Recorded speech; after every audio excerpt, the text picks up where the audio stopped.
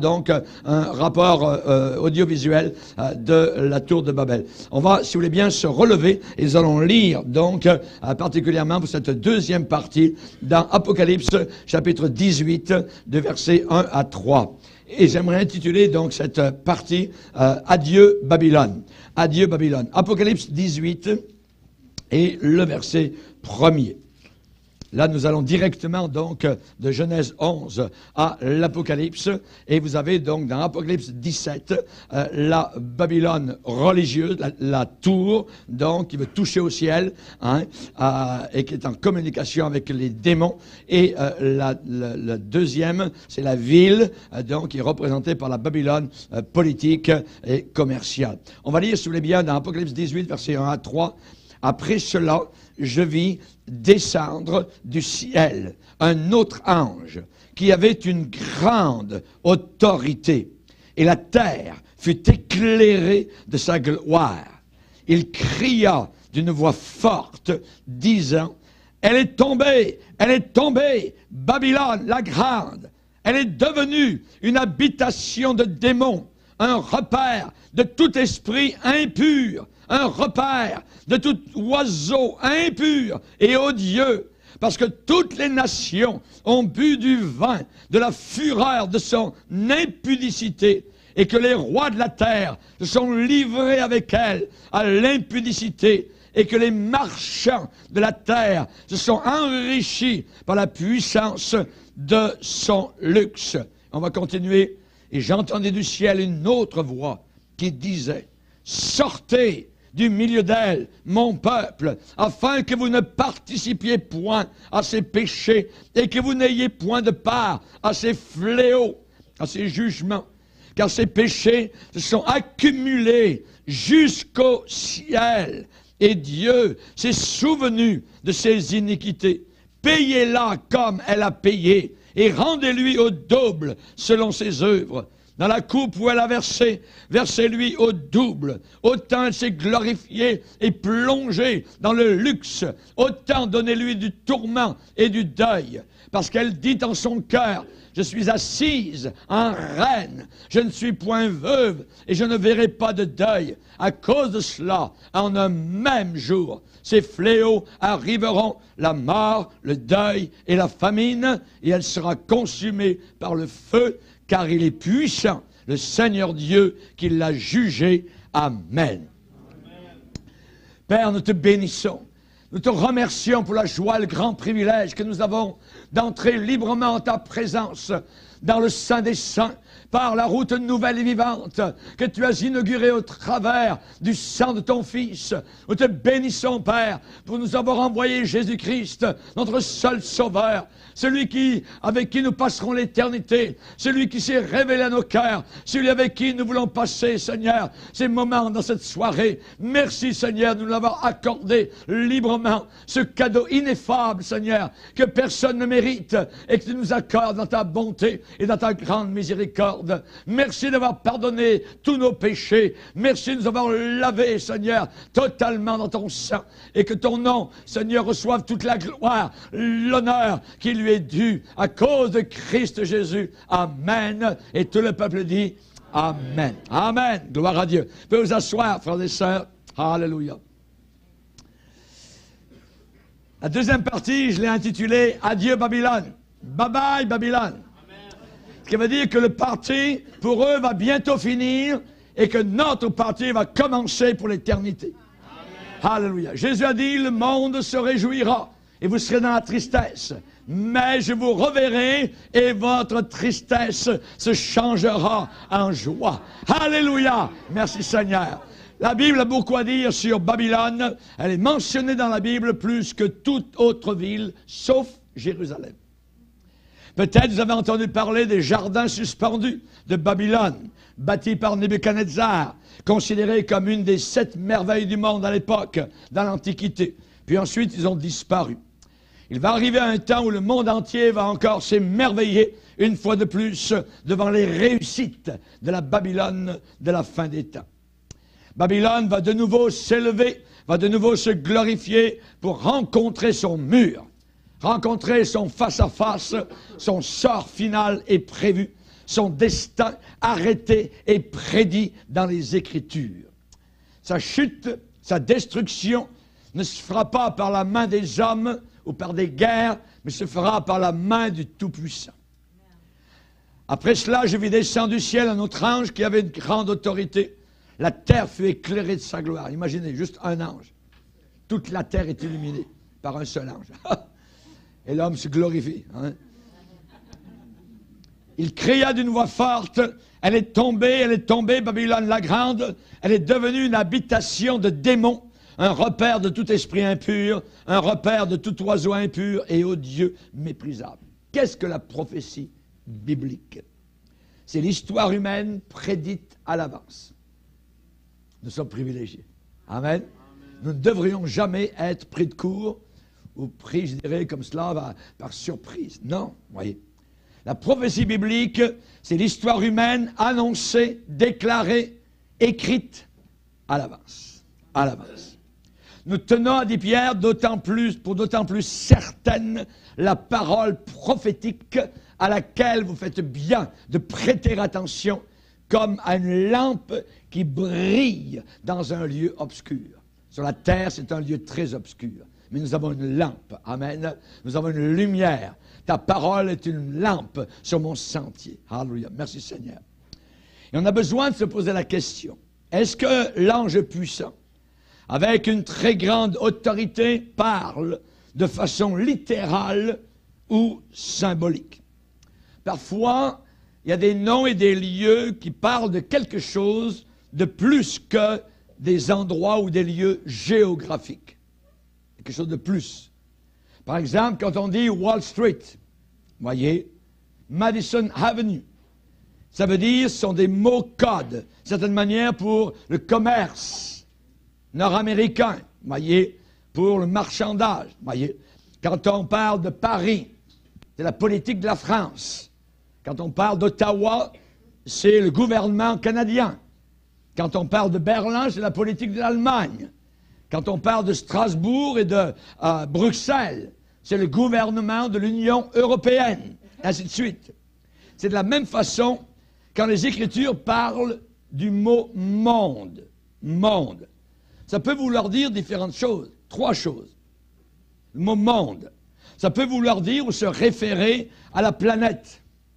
Par exemple, dans le psaume, Dieu va dire « Le monde est à moi et tout ce qu'il renferme ». Voyez? Ou encore, Dieu a fondé le monde par sa sagesse. Ces éclairs illuminent le monde. On comprend très bien que Dieu parle de la planète. Allez par tout le monde et prêchez la bonne nouvelle. Celui qui croira sera sauvé, celui qui ne croira pas sera condamné. Donc, ça parle de la planète, allez partout. Maintenant, ça peut parler aussi du système impie, méchant de ce monde. Par exemple, auparavant, avant de servir Christ, nous marchions selon le train de ce monde. Vous voyez, on comprend que c'est le monde méchant. Où Jésus a dit, en priant le Père, en parlant de ses disciples, « Ils ne sont pas du monde. » Vous voyez, de ce monde méchant, on n'appartient plus. Hein? N'aimez pas le monde. Ça veut dire, n'aimez pas le système méchant, pourri, pervers, impur de ce monde autour de nous. Jacques, le pasteur de Jérusalem, a dit, « L'amour du monde est inimitié contre Dieu. Celui donc qui veut être ami du monde sera ennemi de Dieu. » Ça peut vouloir dire aussi les gens. Vous voyez, les gens. Le monde, ça peut vous dire les gens. Par exemple, quand Amnon, un des fils de David, a voulu violer sa demi-sœur, Tamar, il a dit, faites sortir tout le monde. On comprend très bien que ce sont les gens. Vous voyez, Job a dit, le méchant, il est chassé du monde. Chassé donc des autres, de la population. Quand la Bible dit, car Dieu a tant aimé le monde, ouais, ça veut dire aimer les gens du monde, hein, les terriens, ouais, les humains. Certains pensent que la vieille ville de Babylone va être reconstruite et sera les quartiers généraux de l'Antichrist en Irak. Personnellement, je ne pense pas. Par exemple, Saddam Hussein s'est imaginé, lui, à l'époque, être la réincarnation de l'ancien tyran de Babylone, Nebuchadnezzar. Et Saddam Hussein admirait beaucoup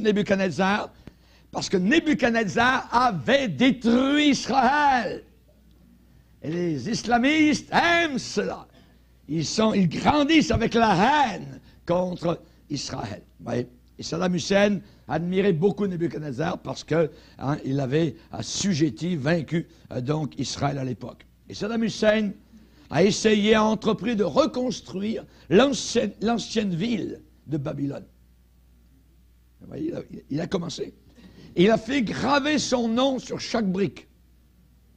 Chaque brique avait le nom Saddam Hussein. Imaginez, voyez. Mais tout cela, évidemment, est un échec total et complet. Vous connaissez la suite de l'histoire, voyez.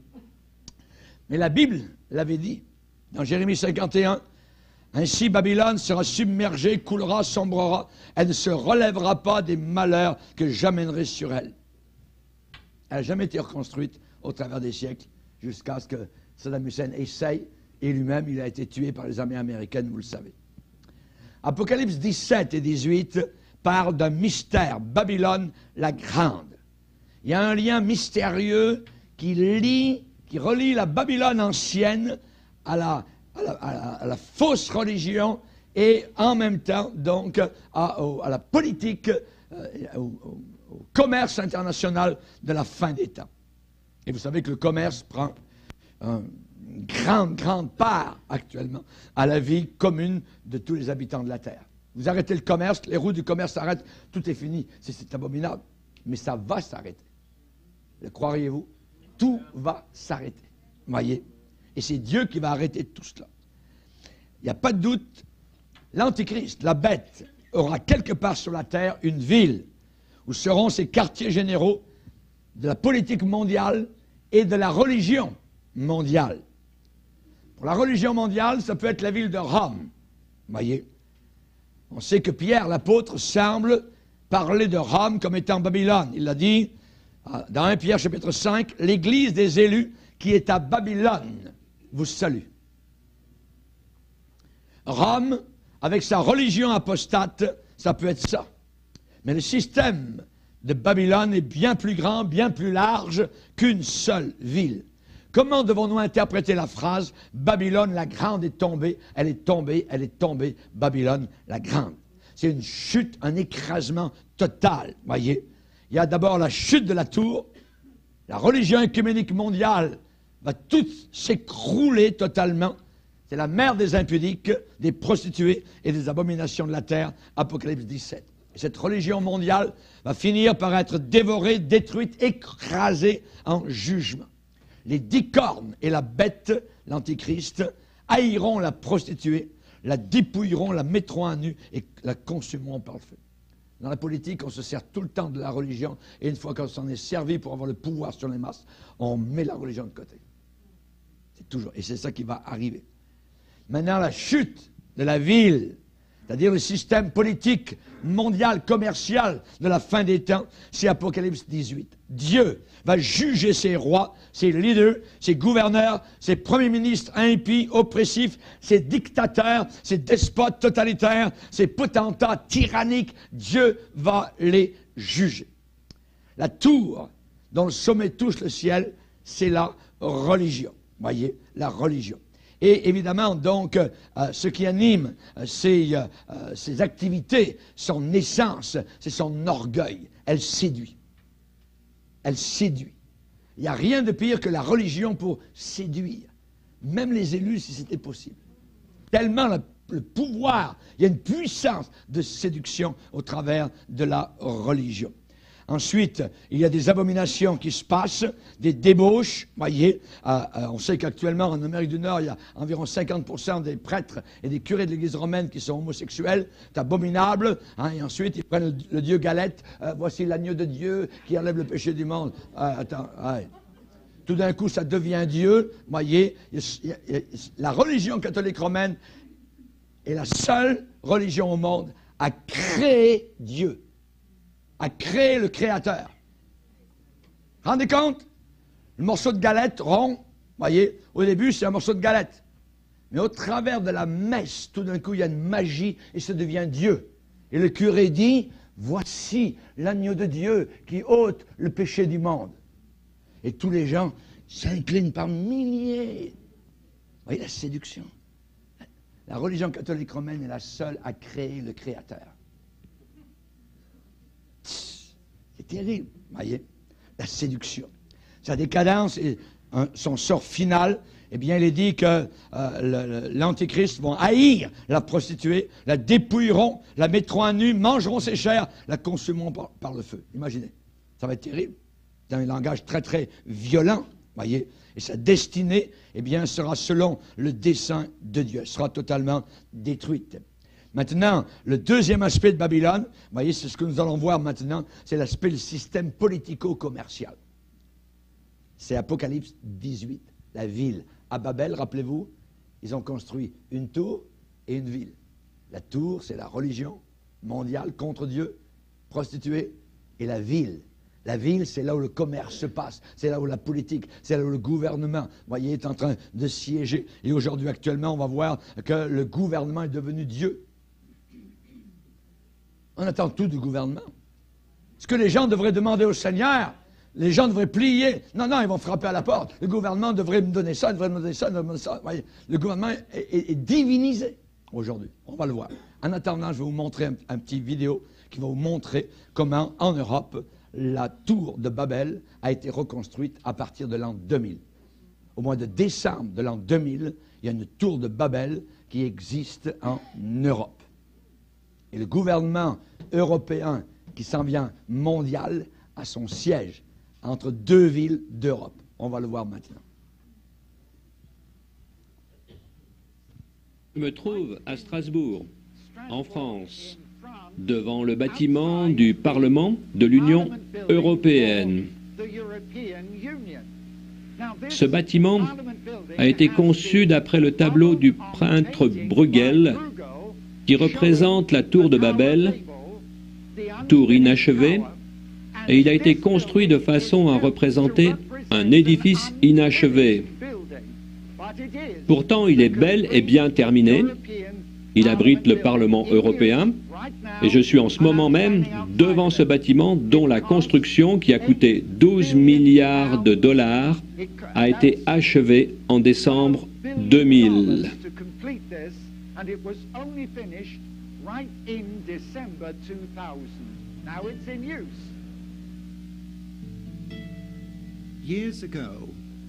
Il y a quelques années, lorsque les politiques européens voulaient faire connaître l'objectif qui soutenait la création de l'Union européenne, afin de nous convaincre d'en faire partie, ils ont lancé une publicité basée sur le tableau de la tour de Babel par le célèbre peintre Bruegel en 1563.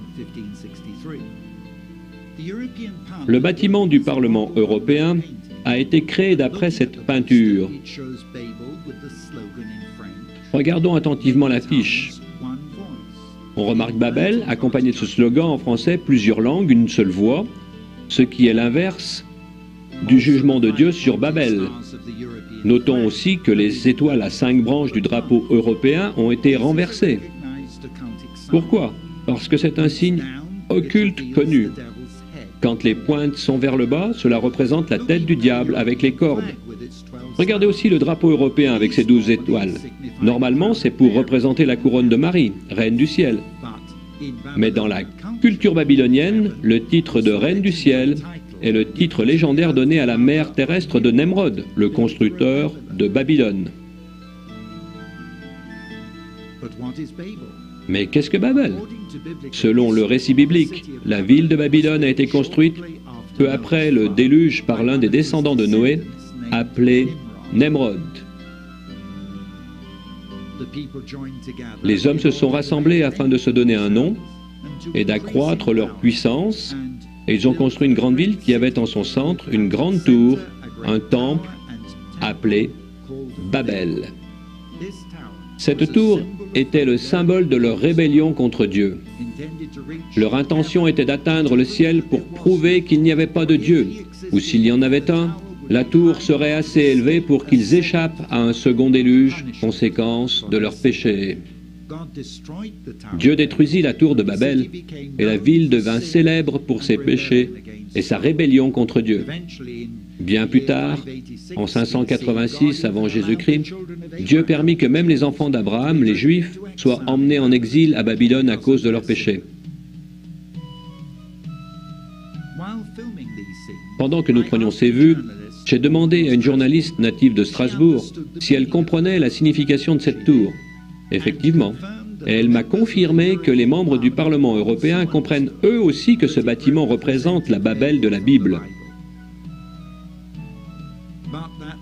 Mais que le but de l'Union européenne est de finir ce que Nemrod et tous ces gens rassemblés n'ont pas pu réussir à accomplir il y a quelques 3500 ans. Que veulent-ils finir? La tour, c'est-à-dire la puissance d'un peuple qui, en adoptant le péché comme un style de vie normal, s'unit dans sa rébellion totale et définitive contre Dieu. Il est intéressant de noter que les deux symboles principaux dont se sert l'Union européenne se trouvent en réalité tous deux dans la Bible. Le premier que nous avons vu dans la première partie de cette vidéo se trouve à Strasbourg, où a été construit le siège du Parlement européen sur le modèle de la tour de Babel. Le second symbole adopté par l'Union européenne est bien pire. En fait, le terme employé pour le décrire ne peut être autre que pervers et même démoniaque dans sa représentation de l'abus et de la dépravation. Il représente un acte criminel contre une femme, acte qui devrait aboutir à l'emprisonnement de celui qui l'a commis. Vous êtes choqués et je vous dois une explication. J'ai trouvé trois origines ou sources de ce symbole. Mais d'abord, en quoi consiste-t-il et où se trouve-t-il? C'est la sculpture de la femme sur la bête qui est la principale attraction devant le bâtiment du Conseil de l'Europe à Bruxelles. Son origine est facilement vérifiable. Cette sculpture représente le mythe grec du viol de l'Europe. C'est de ce mythe et de cette femme que le continent européen tire son nom. Cependant, nous trouvons aussi la même image de la femme chevauchant la bête dans la Bible, dans l'Apocalypse, au chapitre 17 et au chapitre 13. La bête elle-même est révélée dans la vision de Daniel, dans l'Ancien Testament, au chapitre 7 du livre de Daniel. La première source de ce symbole, nous la découvrons dans la mythologie grecque, dans l'histoire de Zeus. Le père des dieux, ayant aperçu une très belle femme, Europe, seule sur une plage de Phénicie, remarquons en passant que cette plage fait aujourd'hui partie d'Israël, il voulut la séduire. Il se transforma en un taureau d'une blancheur étincelante avec 2 cornes, en croissant de lune, et se coucha à ses pieds. La jeune femme monta sur son dos, et il s'enfonça dans la mer où il la viola. Europe conçut un fils. Quand elle mourut, elle reçut les honneurs divins en tant que reine du ciel, tandis que le taureau se fondait dans la constellation que nous appelons le taureau et que nous voyons encore aujourd'hui. Il est facile de dire que je me trompe, mais ici, même à Bruxelles, à seulement 1 kilomètre du Parlement européen, avec ce symbole de la femme chevauchant la bête, se trouve un centre commercial. On y voit la même femme, et comme le montrent ces vues, il n'y a pas qu'un seul magasin, mais plusieurs qui s'appellent Jupiter, ce qui est le nom romain du père des dieux, appelé Zeus en grec. En plus de la sculpture devant le bâtiment du Conseil de l'Europe à Bruxelles, on trouve des tableaux représentant la femme chevauchant la bête à l'intérieur des bâtiments du Parlement européen, tant à Bruxelles qu'à Strasbourg. Quand Jésus révéla à Jean la femme, selon Apocalypse 17, assise sur une bête écarlate avec beaucoup de cornes, parlait-il prophétiquement de l'Europe d'aujourd'hui? Nous savons que l'Apocalypse est une prophétie. Est-elle en train de se réaliser? Et pourquoi cette femme est-elle appelée Mystère Babylone la Grande? Et à qui correspond cette puissante bête avec ses cornes? Dans la mythologie, cette femme, Europe, s'est attaché au Père des dieux qui s'était déguisé en taureau avec des cornes en forme de croissant de lune.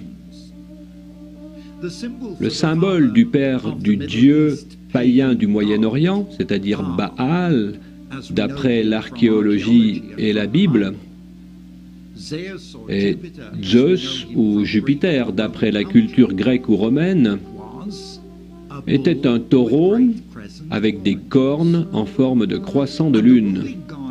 Et le dieu principal de la Babylone et du Moyen-Orient, dans l'Antiquité, était le dieu de la lune, lui aussi représenté par un taureau avec des cornes en croissant de lune, ou plus simplement par un croissant de lune. Nous avons toutes les raisons de croire que Allah est le même Dieu de la lune que Mahomet a choisi d'adorer et qui est encore adoré par des millions de gens de nos jours. Le croissant de lune est le symbole universel de l'islam que l'on voit partout sur les drapeaux et sur les mosquées. Alors, quel rapport y a-t-il entre l'Europe et l'islam ? L'histoire montre que depuis le commencement, l'islam est en lutte avec l'Europe. D'abord, les incursions de l'islam en Europe, en passant par la Turquie, les Balkans, l'Espagne et la France, afin de dominer l'Europe par la guerre. Puis, les invasions par les croisés européens sur le territoire biblique d'Israël, afin d'en arracher le contrôle des mains de l'islam. Ensuite, il y a 100 ans, la découverte du pétrole au Moyen-Orient a fait de ces nations islamiques les pays les plus puissants et les plus convoités politiquement et économiquement de la planète. Ce fut le début d'une union violente entre l'islam et l'Europe. Pendant la Première Guerre mondiale, les armées européennes se sont battues entre elles au Moyen-Orient. En 1917, pendant que les Français et les Britanniques repoussaient l'occupant turc et allemand d'Israël et de Jérusalem et des territoires voisins,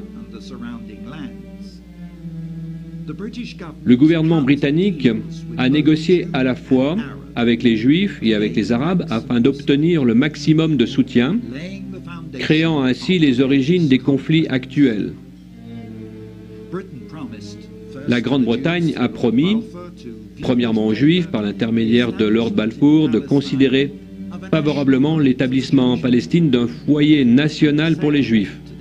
Deuxièmement aux Arabes, par l'intermédiaire du commissaire britannique en Égypte, de reconnaître et de soutenir l'indépendance des Arabes par rapport aux Turcs.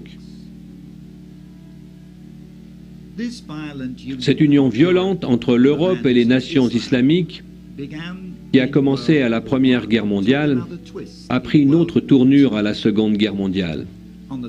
Le 30 novembre 1941, le grand mufti musulman de Jérusalem a rencontré Hitler pour passer un accord. Les Arabes musulmans apporteraient leur soutien à la guerre hitlérienne à condition qu'après avoir éradiqué les Juifs en Europe, Hitler éradiquerait le foyer national juif en Palestine. Arafat, avec qui l'Europe traitait aujourd'hui, est le petit-neveu de ce grand mufti qui a passé cet accord avec Hitler. Depuis la Seconde Guerre mondiale, l'union entre l'islam et l'Europe se poursuit. Une invasion pacifique de l'Europe est en cours. On accueille travailleurs immigrants et réfugiés. L'Allemagne compte 3 millions de Turcs musulmans. La France a 5 millions de musulmans nord-africains. Le Royaume-Uni compte plus de 2 millions de musulmans en provenance de ses anciennes colonies et d'ailleurs. En Grande-Bretagne actuellement, l'islam est la deuxième religion et celle qui grandit le plus rapidement. En Europe, l'islam s'est propagé grandement. Il a été accueilli en toute liberté. Des terrains ont été accordés gratuitement pour des mosquées et des écoles. Tandis que dans les pays islamiques, la culture européenne est réprimée et que l'exercice de la foi chrétienne y est interdit par la loi, nos pays européens ont peur d'offenser l'islam.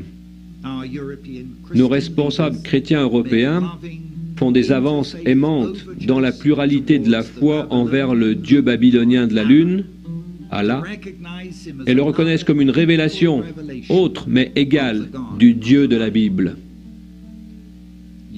L'Europe, l'Islam et Israël.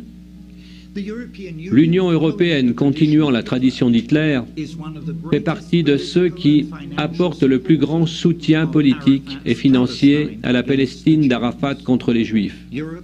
L'Europe, mois après mois, finance les organisations terroristes d'Arafat à hauteur de dizaines de millions de dollars, pris sur les impôts des Européens. L'Europe serait-elle cette femme sur le point de se faire violer par le taureau, l'islam, qu'elle chevauche?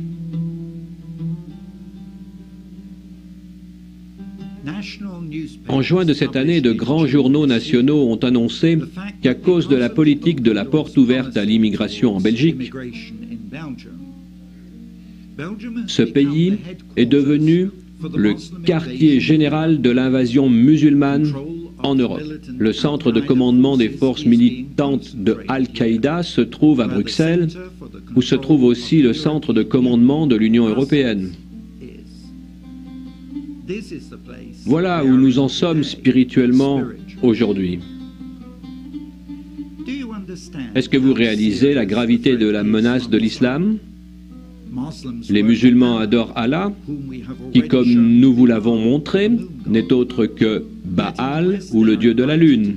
Pourtant, dans les pays occidentaux, ils sont invités à prendre part à des cultes interreligions. Dans les pays occidentaux, on parle des 3 religions du livre. Les Juifs qui croient en l'Ancien Testament, les chrétiens qui croient en la Bible entière et les musulmans qui croient en leur Coran. Mais Allah n'est pas du tout notre Dieu. Regardez le symbole qu'ils emploient. Le croissant de lune sur leur mosquée, sur leur drapeau, à la forme des cornes d'un taureau. Il semble bien qu'ils adorent Baal, un taureau, le diable lui-même. Et quand on fait la comparaison avec les symboles en Apocalypse, chapitres 13 et 17, le viol de l'Europe par la bête, c'est encore à cause de ces cornes que la bête prend de l'importance. Ce que nous disons n'est pas, je dirais, des choses du passé. C'est très réel, ça se passe autour de nous, ça se passe dans le monde, ça se passe en Union européenne. On voit donc que la parole de Dieu est une parole, je dirais, qui est d'aplomb, qui tient la route, qui évidemment est d'actualité. Les nouvelles, je dirais, qui vont être imprimées dans les journaux, dans les années à venir, sont déjà dans la parole de Dieu. Nous avons déjà les résultats, nous savons ce qui s'en vient et nous bénissons le Seigneur. Évidemment, avec le temps qui passe, nous avons plus d'indices, je dirais, géographiques, avec l'Europe, avec l'islam, avec toutes ces choses qui sont en train de se passer, ces unions religieuses, la tour de Babel, la ville, qui nous donne vraiment donc les grands principes de base de ce qui se passe. Et on sait qu'à Babel, eh bien, ils ont déclaré bâtissons-nous une ville. Bâtissons-nous une ville. Ce qui veut dire, évidemment, donc, un système politico-économique. Babylone, dans son ensemble, dans l'ensemble, c'est la tour et la ville. La religion, la politique et le commerce. Vous voyez, ces 2 grands éléments. Une grande prostituée avec un aspect religieux. Les islamistes adorent Satan. C'est une religion satanique. Le Coran est un livre satanique. Et quand Mohammed a eu ses révélations, il était en transe et il était possédé par les démons et il écrivait donc ce que vraiment des démons lui disaient de dire. Si vous lisez le Coran, ça n'a ni queue ni tête. Vous lisez la Bible, alors c'est le livre de Dieu. Amen. Quand le Seigneur a parlé à Daniel, il lui a dit le livre de la vérité. Le livre de la vérité, il n'y en a qu'un seul ici-bas sur terre, et c'est la Bible, la parole du Seigneur. Amen. Gloire au Seigneur. Maintenant, évidemment, le pouvoir politique. La Bible dit que les rois de la terre sont à l'intérieur de cela. Le pouvoir économique, on nous parle des marchands de la terre. Babylone va dominer et contrôler toute la terre sous ces 2 aspects. L'aspect religieux et l'aspect politico-économique. Amen. On comprend ça. Donc, ce système anti-Dieu, eh bien, aura une manifestation finale que j'appelle le mal dans toute son ampleur, dans toute sa suprématie à la fin des temps. Et évidemment, ce système anti-Dieu a Satan dans son origine qui manipule derrière le rideau du monde, qui lutte contre le bien suprême ordonné par Dieu à l'origine. Cette guerre existe depuis toujours. Et elle va consumer littéralement la planète Terre pendant la grande tribulation qui va durer 7 ans. Voyez, une fois que l'Église de Dieu aura été enlevée, à ce moment-là, l'Antéchrist sera sur place et la main de fer. Alors il y a un communisme mondial. La Terre entière deviendra un camp de concentration. Toute la Terre deviendra un camp de concentration. Il y a 3 grandes villes dans la prophétie. Et chacune de ces villes a un rôle très particulier. Jérusalem, qui est le siège de Dieu. Et on sait que durant le millénium, c'est de là que Christ va régner, en personne. Voyez. Ensuite, il y a Babylone, la deuxième ville, qui est le siège de Satan. Et il y a Rome, qui est le siège de la grande prostituée. Maintenant, évidemment, on sait que Babel a été construite dans les plaines de Shinéar, sur l'Euphrate, vers l'Irak, dans ce royaume du rebelle Nimrod, qui était un puissant roi. Et évidemment, donc, le futur site de Babylone, évidemment, qui devint plus tard un empire très glorieux, eh bien, est devenu donc directement Babylone. Nimrod régna d'abord sur Babel, on le dit, Érec, Akkad, Calné, au pays de Shinéar. Ensuite, on sait que cette Babylone-là, ce système de Babylone, existe depuis la Genèse. Mais il prend son ampleur, une très grande ampleur, à la fin des temps. Il va atteindre son apogée pendant la grande tribulation. C'est un système global, voyez, un système de mondialisation, un système fermé, lock, stock and barrel. Ça veut dire qu'il n'y a rien qui passe au travers, puisque personne ne pourra ni acheter ni vendre s'il n'a pas, évidemment, donc, la marque sous la peau donc, de l'Antéchrist avec un code. Il n'y aura plus besoin de carte de crédit. Une carte de crédit peut se faire voler, mais vous aurez votre code sur vous, voyez, si, évidemment, vous allez, si vous rentrez dans la grande tribulation et si vous ne voulez pas mourir de faim, eh bien, ça sera le seul moyen. Et devant les caches, vous aurez juste à passer la main droite ou le front. Ce sont les seuls endroits du corps qui sont assez chauds, même l'hiver, et ils vont régénérer la puce que l'on mettra à l'intérieur du corps, donc, des gens. On le fait déjà. Imaginez sur les animaux, sur certains prisonniers. Imaginez comment on est proche, évidemment. Donc, ils vont marquer le monde entier. Mais ce qui veut dire que l'enlèvement est tellement proche. Ce qui veut dire que Jésus va revenir, car ces choses commenceront à arriver.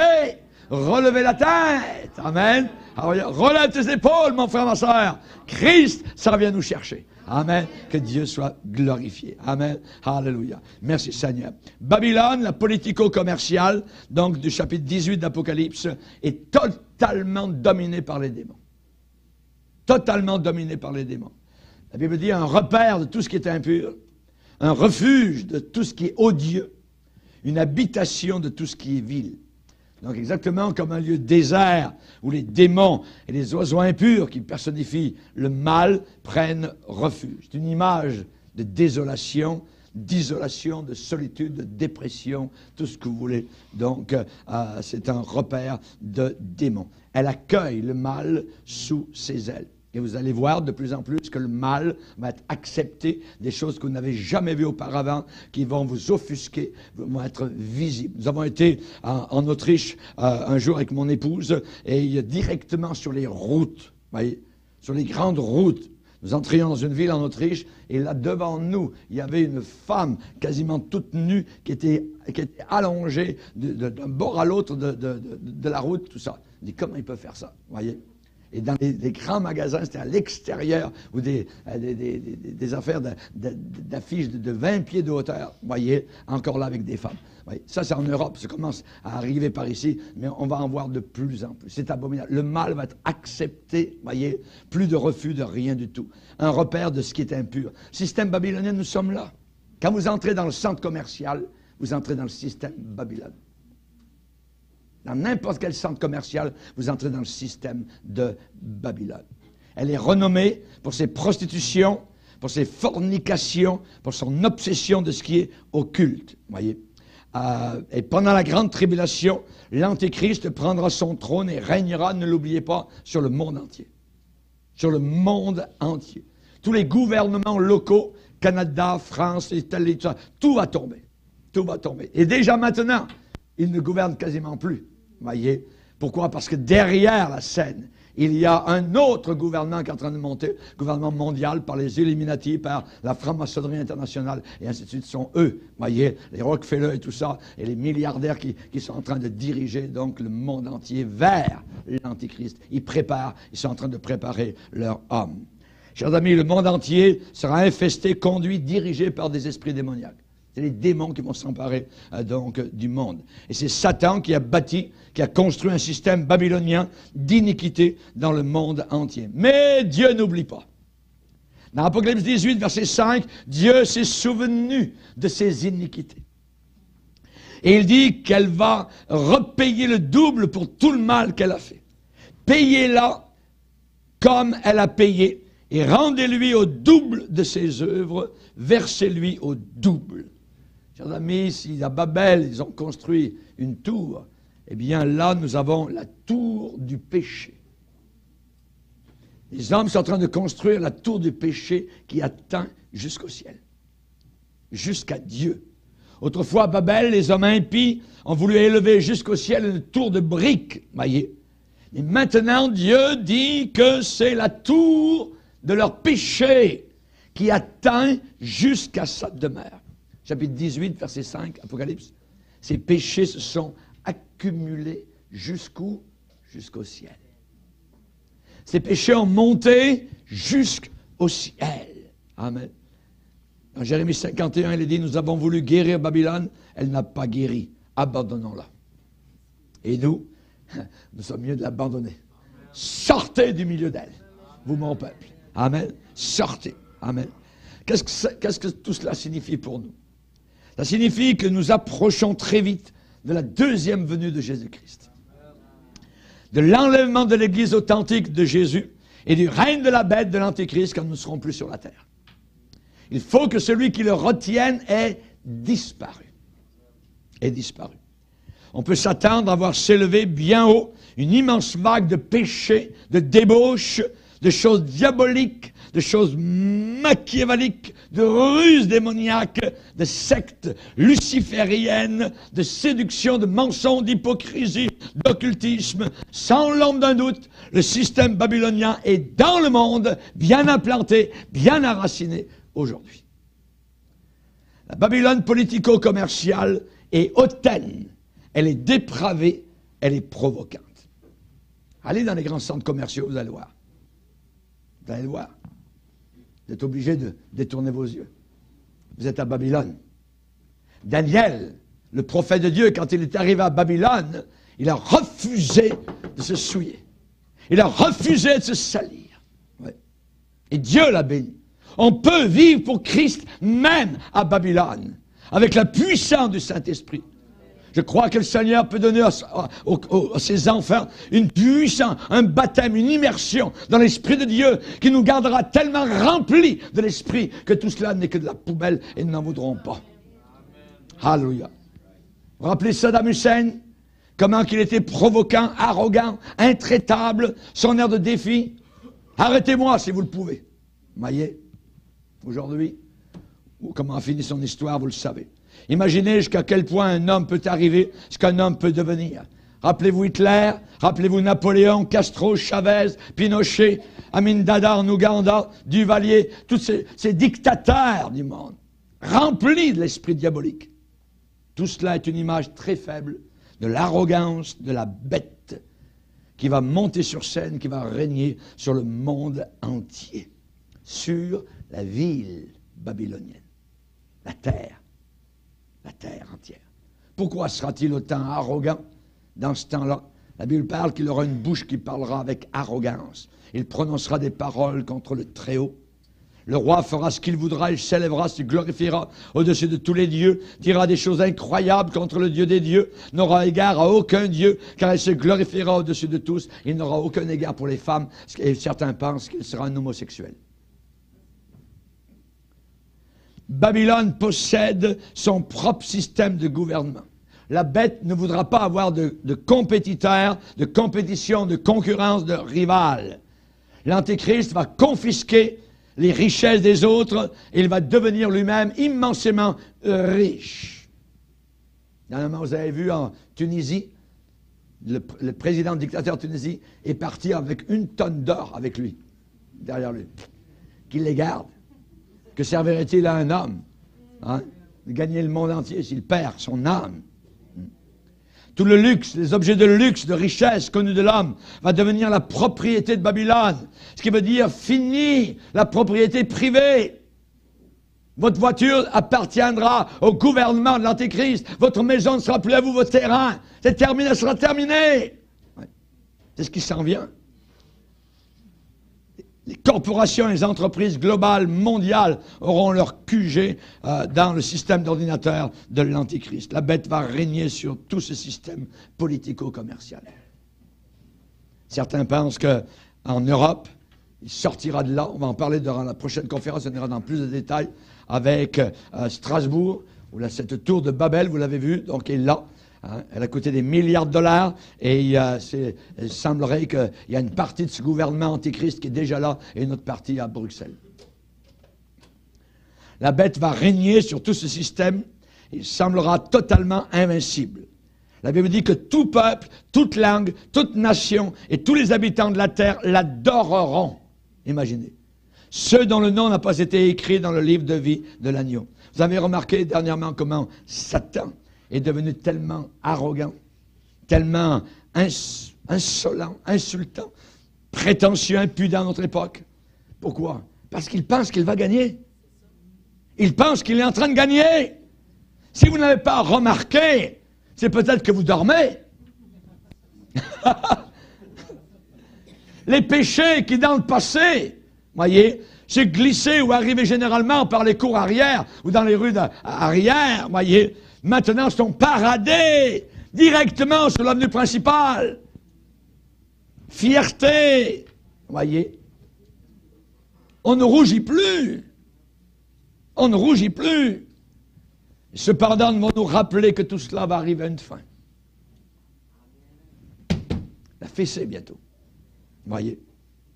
La Bible dit que dans le temps de ces rois, le Dieu des cieux suscitera un royaume qui ne sera jamais détruit, qui ne passera pas sous la domination d'un autre peuple. Et ce royaume qui s'en vient, le dernier, avec Christ, brisera, anéantira tous ces royaumes-là, et lui-même subsistera éternellement. C'est ce qu'indique la pierre que tu as vue se détacher de la montagne, sans le secours d'aucune main, et qui a brisé le fer, les reins, l'argile, l'argent, l'or. L'explication est certaine. Voilà ce que Daniel dit. Amen. La pierre, c'est Christ. La pierre angulaire. Alléluia. Il s'en vient. Gloire au Seigneur. Il ne tardera pas.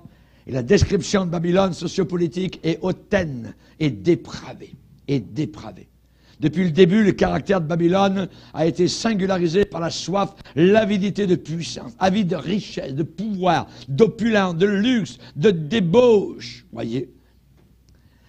Babylone politico-commerciale est destinée à la destruction. Destinée à la destruction totale. Ce système-là va être à l'échec d'une façon terrible. Et la parole de Dieu nous rappelle qu'en dépit de toute l'arrogance de l'Antichrist, il ne pourra pas empêcher de retenir le jugement du Dieu Tout-Puissant. Du Dieu Tout-Puissant.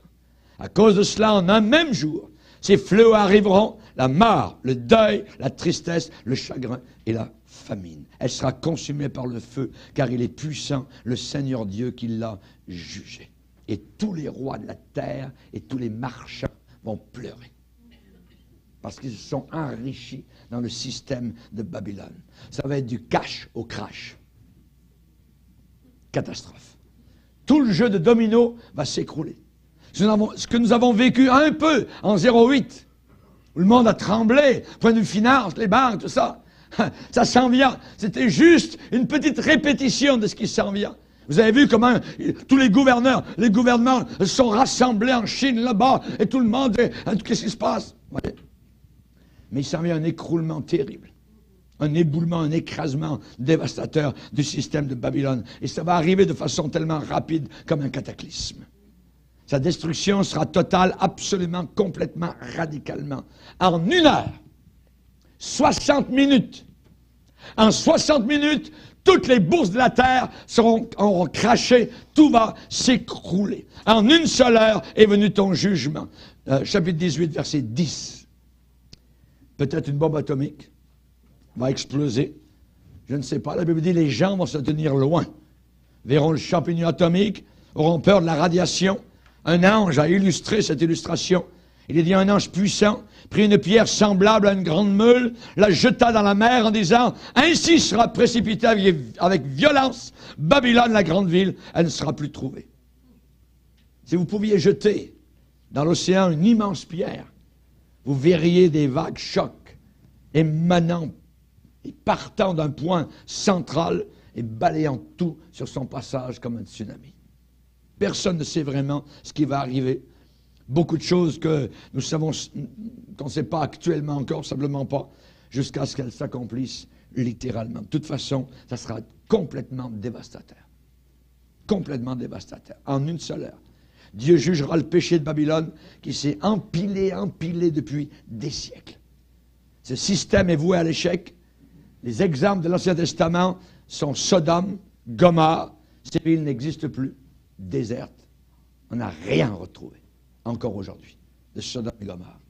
Une image de ce qui arrivera à Babylone la Grande. Son sort est prédit d'avance, un sens unique, one way, vers la destruction.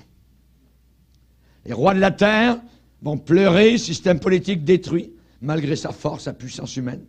Les marchands de la terre, le commerce international sera complètement terminé. Les navigateurs de la mer aussi, parce qu'il y a beaucoup de commerce international à partir de la mer. Système économique colossal, mondial, avec une emprise sur toutes les activités terrestres, va s'écrouler. Ce système politico-économique et le système religieux auront évidemment des grandes villes de la terre comme centre, hein, et les marchands de la terre vont pleurer. Personne n'achète plus leur cargaison. Fini le centre commercial. Qu'allez-vous faire si vous n'avez plus de centre commercial?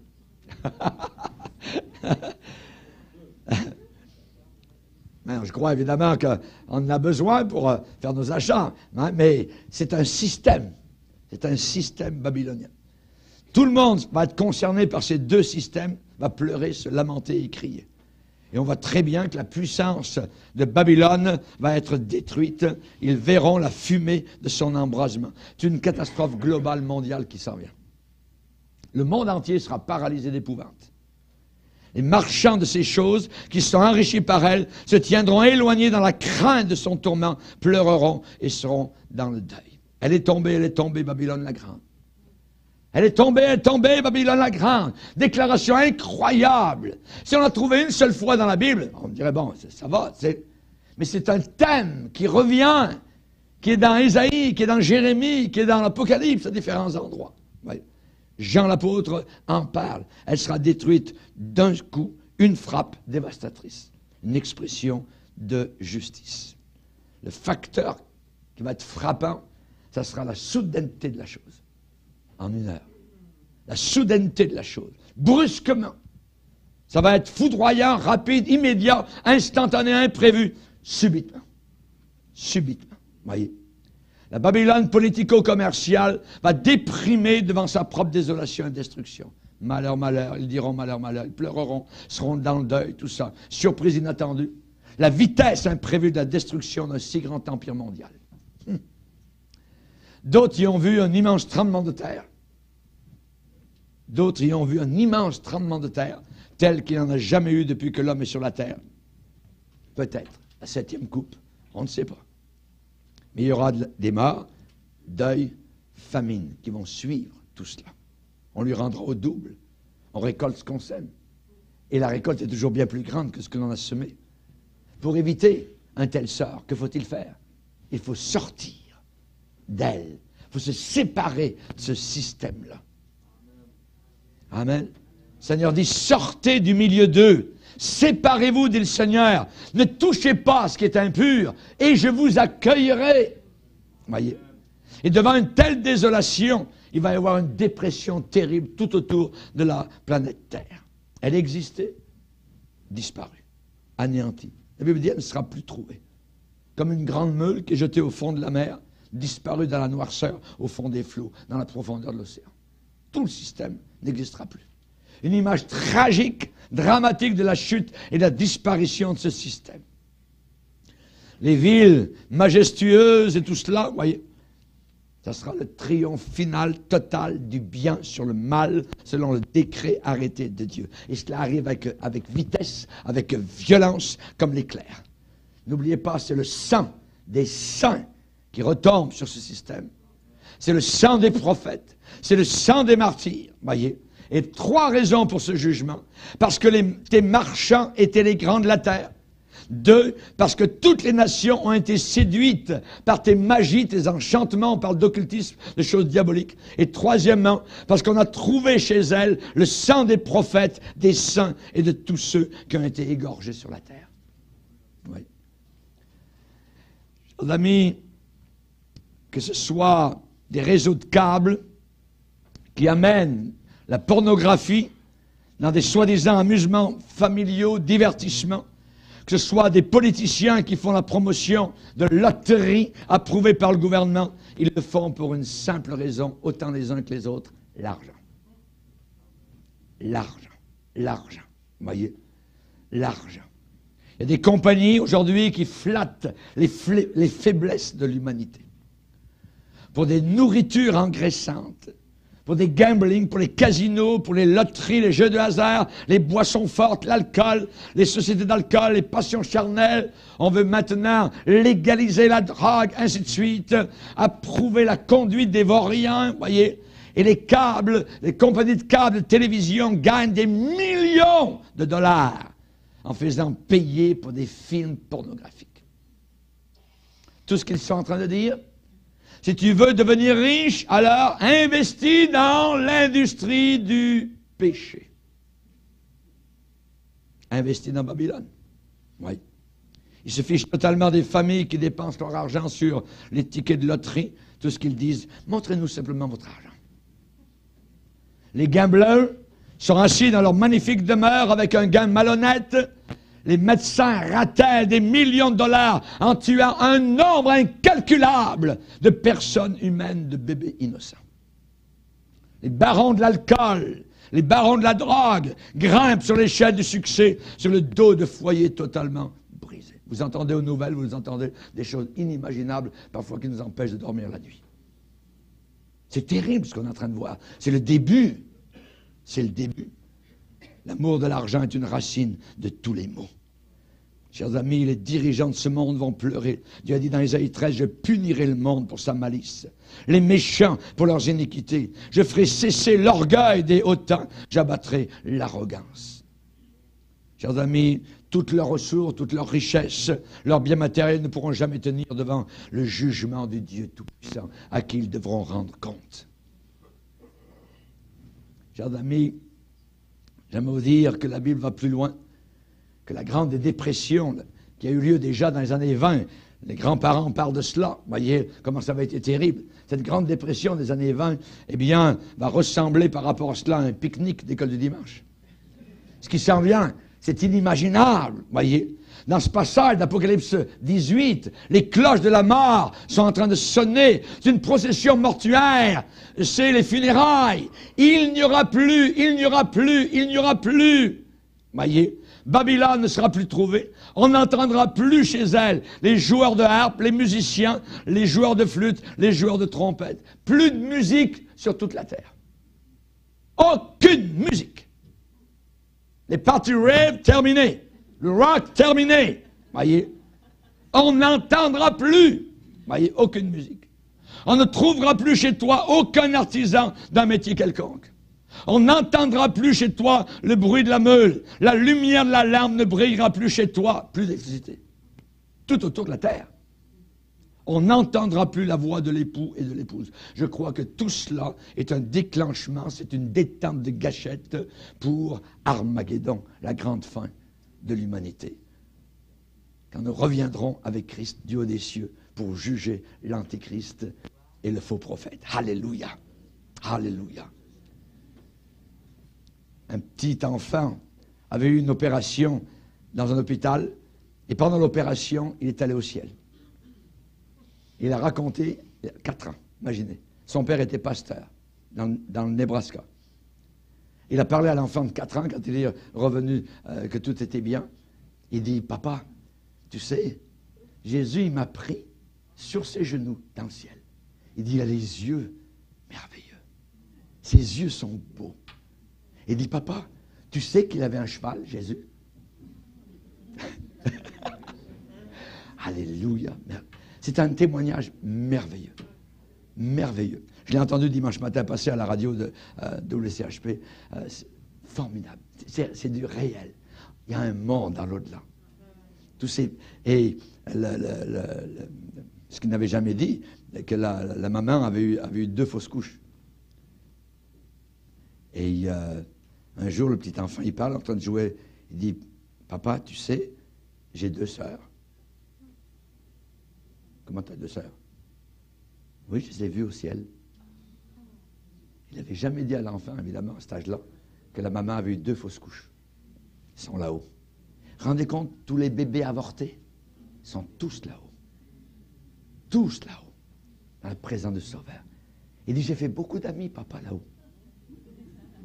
Je voudrais y retourner. Quelque chose de merveilleux. Quand on a 4 ans, imaginez, c'est formidable. Amen. Jésus revient avec un cheval blanc. Amen.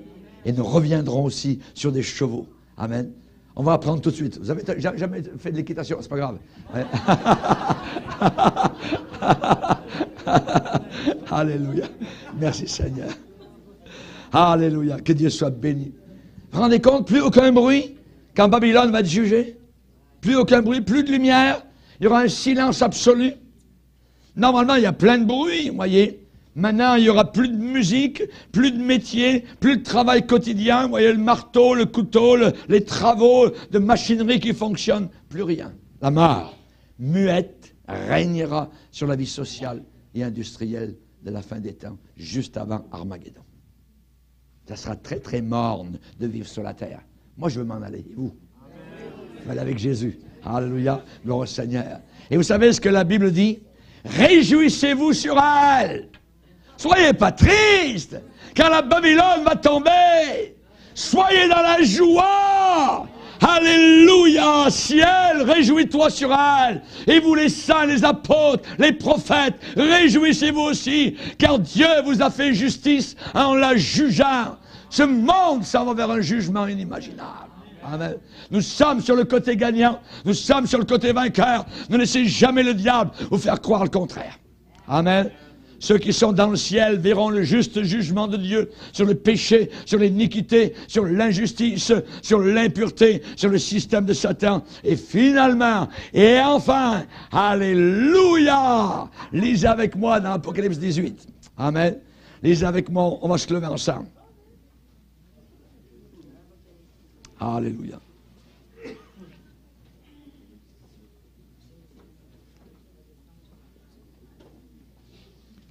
Apocalypse 18, verset 20. Ciel, réjouis-toi sur elle. Et vous les saints, les apôtres et les prophètes, réjouissez-vous aussi, car Dieu vous a fait justice en la jugeant. Alors un ange puissant prit une pierre semblable à une grande meule, et il la jeta dans la mer en disant, ainsi sera précipitée avec violence Babylone, la grande ville. Elle ne sera plus trouvée, et l'on n'entendra plus chez toi les sons des joueurs de harpe, de musiciens, des joueurs de flûte, des joueurs de trompette. On n'entendra plus chez toi aucun artisan d'un métier quelconque. On n'entendra plus chez toi le bruit de la meule, la lumière de la lampe ne brillera plus chez toi, et la voix de l'époux et de l'épouse ne sera plus entendue chez toi, parce que tes marchands étaient les grands de la terre, parce que toutes les nations ont été séduites par ta sorcellerie, tes enchantements, et parce qu'on a trouvé chez elle le sang des prophètes et des saints et de tous ceux qui ont été égorgés sur la terre. Après cela, j'entendis dans le ciel comme une voix forte d'une foule nombreuse qui disait, Alléluia! le salut, la gloire, la puissance sont à notre Dieu, parce que ses jugements sont véritables et justes, car il a jugé la grande prostituée qui corrompait la terre par son impudicité, et il a vengé le sang de ses serviteurs en la redemandant de sa main. Et ils diront une seconde fois, Alléluia! Et sa fumée monte au siècle des siècles. Alléluia. Seigneur, nous te bénissons. Nous te glorifions pour ta parole. Nous te bénissons pour tout ce que tu as prévu pour nous. Merci pour tes enfants qui marchent dans ta crainte, qui veulent te servir. Nous te prions que ceux qui encore ce soir n'ont pas fait la paix avec toi puissent venir à toi et se repentir de leurs péchés et venir sous le sang du calvaire, le sang de Jésus qui purifie de tout péché. Oh mon Sauveur, béni soit ton nom. À toi soit toute la gloire et l'honneur. Merci Seigneur. Amen. Et tout le peuple dit Amen. Alléluia. 3 réactions à avoir. La première, sortez du milieu d'elle. Mon peuple. Amen. Deuxièmement, ne l'enviez jamais, ni ses richesses, ni sa gloire. Amen. N'enviez jamais cela. J'aimerais, en terminant, vous donner le témoignage d'un homme de Dieu qui était dans un avion et il allait faire une série de réunions. Il s'appelle Jenny McCombs. Il a raconté cette histoire. L'avion était arrivé, il dit, je m'apprêtais à descendre et je levais la main au-dessus de mon siège, juste au-dessus de ma tête, et ma main tomba sur un paquet de papier. J'ai tiré dessus et j'ai découvert que c'était un paquet de billets de $100. Je plaçais de nouveau ma main, encore une fois, et je découvris un autre paquet, une autre pile de $100. Il y avait $20 000 en cash. Il dit, j'avais jamais tenu autant d'argent cash dans mes mains. J'ai attendu que tout le monde soit sorti de l'avion. Je suis allé vers le pilote. Monsieur le pilote, j'ai trouvé un paquet d'argent dans cet avion. Que dois-je faire? Le pilote m'a dirigé dans l'aéroport vers un certain bureau. Je suis entré dans ce bureau et j'ai posé cet argent sur le bureau devant un agent. Voici l'argent. L'homme a commencé à remplir un rapport. Je lui ai demandé, que va-t-il arriver à cet argent? Il a répondu, si personne ne le réclame, il sera à vous.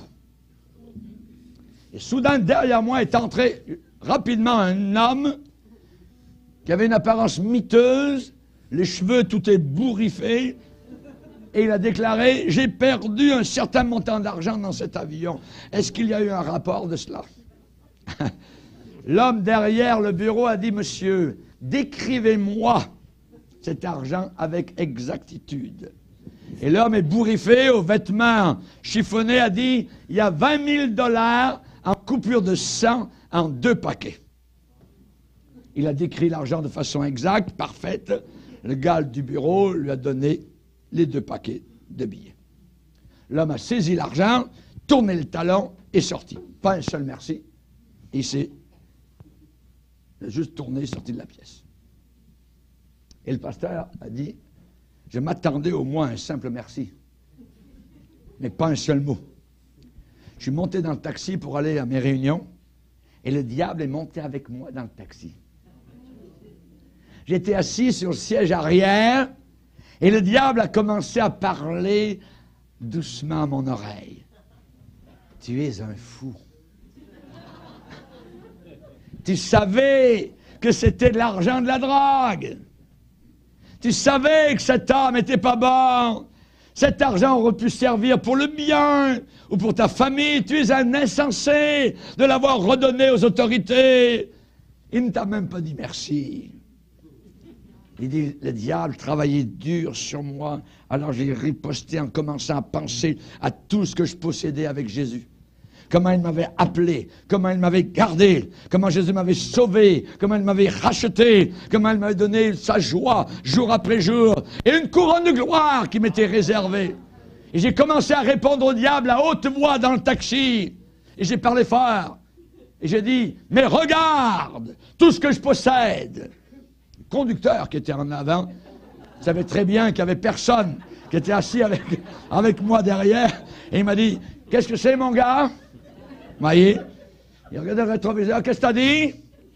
Et j'ai répondu, dit-il au conducteur du taxi, « Non, rien, j'étais juste en train de parler avec le diable. » Et il dit, à partir de ce moment-là, le taximane n'a jamais ôté une seule seconde ses regards dessus son rétroviseur pour m'observer. Voilà ce que nous avons besoin de dire au diable.